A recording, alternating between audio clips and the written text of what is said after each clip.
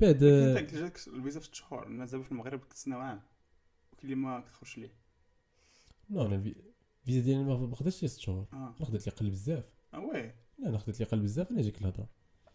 لا انا ما دفعتش حتى تقبلت. يعني حنا مدفعنا الانترفيوز وداكشي داز في شهر 4. شهر 4 شهر 5 تخلصنا داكشي المدرسه. يعني شهر 5 بدينا كناخذ لي رونديفو ديالنا. شهر 8 خدات لي الفيزا. ماشي بزاف.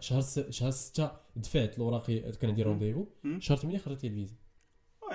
يعني كنظن ان المدرسه اللي ساعدتكم في هذه القضيه، اما بلا مدرسه من بعد تدخلوا تدخل مع ضروري، مع القنصليه. لان ما تدخلش مدرسه الناس كنعرفوا دابا في المغرب عام وما كيتسناو، ممكن اللي ما خرجتش. لا دابا صراحه من بعد كوفيد دابا الحاله ولات خايبه. ولاو تعطل في لي رونديفو ولا بزاف د الحوايج. من قبل كنتي باش تاخذ رونديفو كيعطيوك واحد 2 سيمانات باش تسنى باش يصيفطوا لك